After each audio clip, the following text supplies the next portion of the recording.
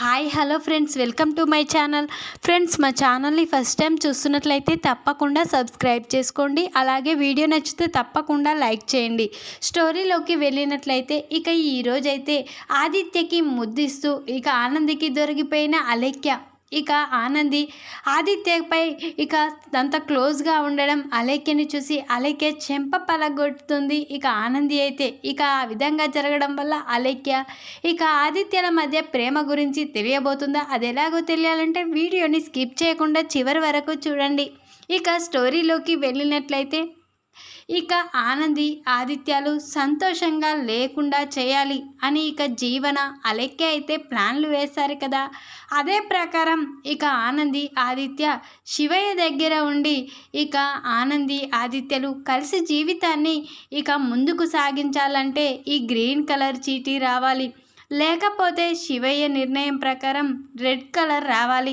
అలా అయితే దివ్య కోలుకునేంత వరకు మనిద్దరం కలిసి ఉండకూడదు, ఫ్రెండ్స్లా మాత్రమే ఉండాలి అని ఇద్దరు మాట్లాడుకుంటూ ఉంటారు. అప్పుడు ఆదిత్య, సరే ఆనంది, నీ నిర్ణయమే నా నిర్ణయం, నువ్వు ఏదంటే అదే అని ఆదిత్య అంటూ ఉంటాడు. అప్పుడు జీవన అలేఖ్య ఇద్దరు అటుగా వస్తూ ఉంటారు. ఇక అప్పుడే అలేఖ్య ఆనంది ఆదిత్యలు అక్కడ చీటీల గురించి మాట్లాడుకోవడం చూసి ఇక వెంటనే అలేఖ్య, జీవన ఇదిగో ఆనంది ఆదిత్యాలు ఏదో మాట్లాడుకుంటున్నారు, ఏదో చీటీలంట, గ్రీన్ కలర్ వస్తే వాళ్ళిద్దరి జీవితాన్ని శివయ్య ముందుకు సాగనివ్వమని, ఇక రెడ్ కలర్ వస్తే వాళ్ళు ఫ్రెండ్స్ లాగే కొన్ని రోజులు ఉండాలని, ఇక నాకు గతం గుర్తుకు వచ్చాక నేను మంచిదానిలా ఉన్నాక ఆ తర్వాత ఇక వాళ్ళు సంతోషంగా ఇక ఉండడానికి ఒప్పుకోవాలని రెడ్ కలర్ సిగ్నల్, ఇక దీని గురించి మాట్లాడుకుంటున్నారు అని ఇక అలేఖ్య అయితే జీవనకి చెప్తుంది. అప్పుడు జీవన వెంటనే ఇప్పుడు మనం ఏం చేయాలంటే ఈ గ్రీన్ కలర్ చీటీ రాకుండా చేయాలి. గ్రీన్ కలర్ చీటీ ఎలాగైనా ఆనందికి ఇక హ్యాపీగా ఉండడానికి ఆ శివయ్య కూడా హెల్ప్ చేస్తాడు కాబట్టి ఆ గ్రీన్ కలర్ చీటీని తీసేస్తేనే బాగుంటుంది. ఇక దానివల్ల వాళ్ళిద్దరూ శివయ్య నిర్ణయం ప్రకారం రెడ్ కలర్ చీటీ వస్తుంది ఖచ్చితంగా. కాబట్టి శివయ్య నిర్ణయం ప్రకారం వాళ్ళిద్దరూ ఎప్పటికీ ఫ్రెండ్స్ లాగే ఉంటారు. ఆ తర్వాత ఇక వాళ్ళకి సంతోషం అనేదే ఉండదు కదా, అప్పుడు నువ్వు ఆదిత్యని సొంతం చేసుకోవచ్చు అని జీవన అలేఖ్యకి చెప్తుంది. అప్పుడు అలేఖ్య, సరే జీవన, ఇప్పుడు నేనేం చేయాలి అని అలేఖ్య జీవనని అడుగుతూ ఉంటుంది. అప్పుడు జీవనం, ఇక నువ్వు అక్కడ రెడ్ కలర్ చీటీ ఉంది కదా, దాని ప్రకారం గ్రీన్ కలర్ చీటీ తీసేసి 2 రెడ్ కలర్ చీటీలే రాసి అక్కడ వేయు, వాళ్ళిద్దరూ ఇక ఇటు చూడని సమయంలో అని ఇక జీవన చెప్పగానే ఇక అలేఖ్య ఇక ఆనంది ఆదిత్యలు శివయ్యకి చీటీలేసి మొక్కుతూ ఉండగా ఇక అలేఖ్య ఆ చీటీలని మార్చేస్తుంది. ఇక వెంటనే ఇక ఆనంది, ఆదిత్య గారు ఈ చీటీలో ఒక చీటీ మీరే తీయండి అని ఇక ఆనంది ఆదిత్యని అంటూ ఉంటుంది. అప్పుడు ఆదిత్య, సరే ఆనంది అని ఒక చీటీ అయితే తీస్తాడు. ఇక అందులో రెడ్ కలర్ రావడం చూసి షాక్ అయిపోతాడు ఇక ఆదిత్య అయితే. అప్పుడే ఇక ఆనంది, ఏంటి ఆదిత్య గారు ఏమీ మాట్లాడటం లేదంటే అసలు ఆ చీటీలో ఏమొచ్చింది అని ఇక ఆనంది అంటూ ఉంటుంది. అప్పుడు ఆదిత్య అలాగే చూస్తూ ఉండిపోతాడు. ఏంటి శివయ్య, ఆనంది నేను సంతోషంగా ఉండాలి, మా మధ్యలో ఇక సంతోషం జరిగితే ఇక ఆ తర్వాత అలేఖ్య అది తెలుసుకొని ఇంట్లో నుంచి వెళ్ళిపోతుంది. ఇక ఈ అలేఖ్యని ఇంట్లో నుంచి పంపించేసి మేమిద్దరం సంతోషంగా ఉండాలనుకుంటున్నాం, కానీ నీ నిర్ణయం ఏంటి ఇలా వచ్చింది అని ఇక ఆదిత్య తనలో తాను ఆలోచించుకుంటూ ఉంటాడు. అప్పుడే ఇక ఆనంది అయితే, ఏంటి ఆదిత్య గారు ఇంకా ఏమీ మాట్లాడడం లేదేంటి అని ఆనంది అంటూ ఉంటుంది. అప్పుడు ఆదిత్య వెంటనే ఆ చీటీ ఆనందికి చూపిస్తాడు. అప్పుడే ఇక ఆనంది ఆ చీటీ చూసి షాక్ అయిపోతుంది.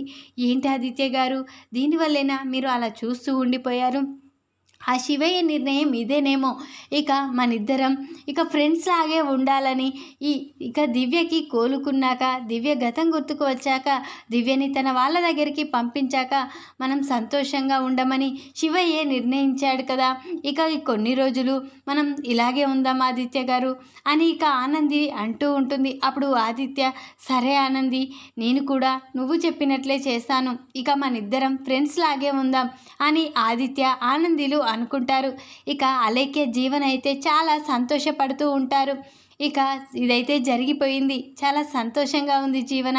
ఇక నీ వల్లే ఇప్పుడు ఇలా జరిగింది అని ఇక తొందరలోనే ఆదిత్యని కూడా నా సొంతం చేసుకోవాలి, ఆదిత్య నా మెడలో తాళి కట్టేలా చేసుకోవాలి అని అలేఖ్య అంటూ ఉంటుంది. అప్పుడు జీవన ఖచ్చితంగా ఆదిత్యాన్ని మెడలో తాళి కట్టేలా నేను చేస్తాను అలేఖ్య, త్వరలోనే ఆదిత్యాన్ని సొంతమైపోతాడు, ఈ ఆనంది ఈ ఇంట్లో నుంచి వెళ్ళిపోతుంది అని ఇక జీవన అలేఖ్యతో అంటూ ఉంటుంది. అప్పుడు అలేఖ్య తొందరగా ఇది జరగాలి, నేను ఆదిత్యతో చాలా సంతోషంగా బ్రతకాలి, అమ్మా నాన్నల్ని కాదని ఆదిత్య కోసం వచ్చాను, తొందరగా ఆదిత్య నా మెడలో తాళి కడితే ఇక చాలా సంతోషంగా ఉంటాను అని ఇక అలేఖ్య జీవనతో అంటూ ఉంటుంది. నువ్వేమీ బాధపడకు, త్వరలోనే అవుతుంది అని ఇక ఇద్దరు ఇక మనిద్దరం ఇక్కడ ఉంటే ఎవరికైనా ఇక్కడి నుంచి వెళ్ళిపోదాం అని ఇక అలేఖ్య జీవనలైతే అక్కడి నుంచి వెళ్ళిపోతారు. ఇక అలేఖ్య మాత్రం సోఫాలో కూర్చొని ఆలోచిస్తూ ఉంటుంది. అదే సమయం అలేఖ్యకి ఆదిత్యనే ఇక గుర్తుకు చేసుకుంటూ ఇక ఆదిత్య ఎప్పుడు నాకు సొంతమైపోతావు అని ఇక చాలా కుమిలిపోతూ ఉంటుంది.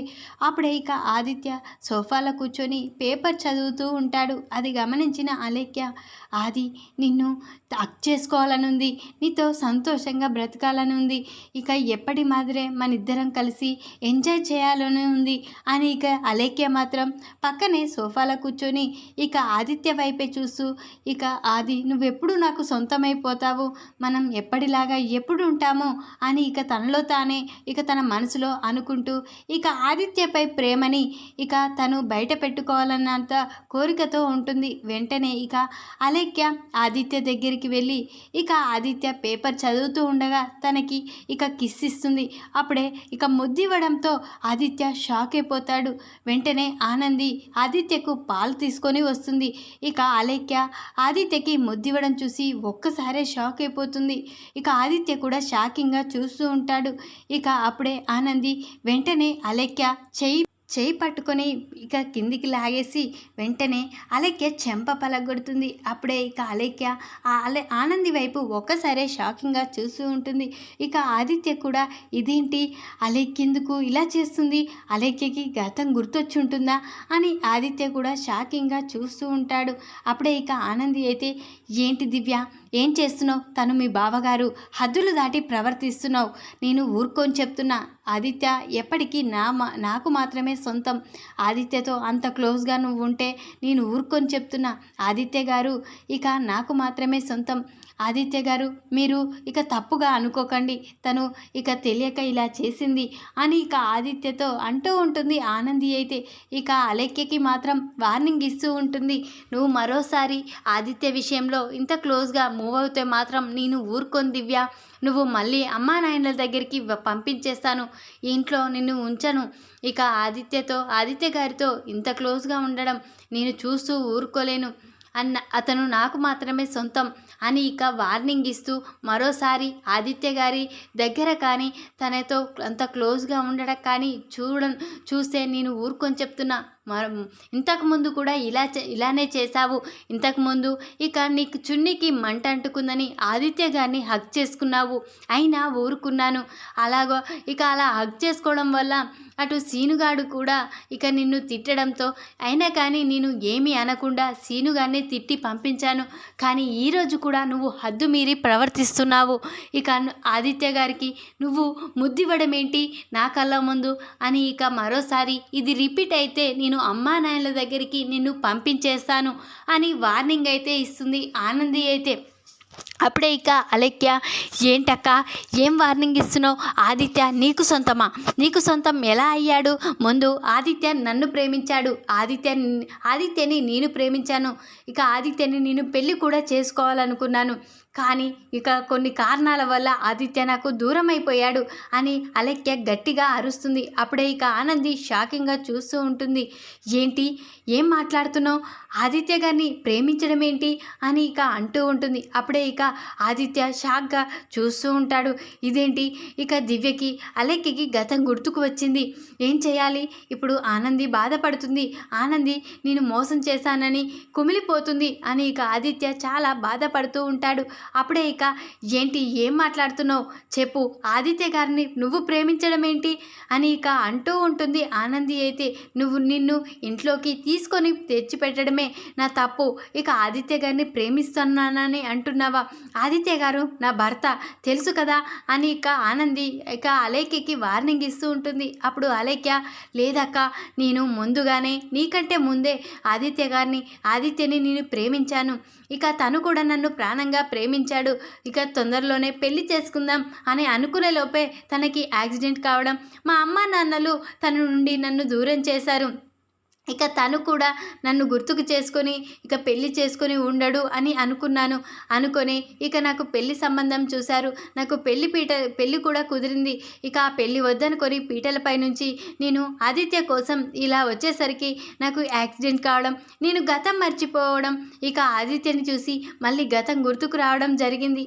ఈ గతం నాకు ఈ ఇంట్లోకి వచ్చాకే గుర్తుకు వచ్చింది, కానీ ఇక ఈ నిజాన్ని చెప్తే ఇక ఏం జరుగుతుందో అని ఈ నిజం నా నోటితో నేను చెప్పలేదు అని ఇక ఆనందికైతే దిమ్మ తిరిగే షాక్ ఇస్తుంది అలేఖ్య అయితే.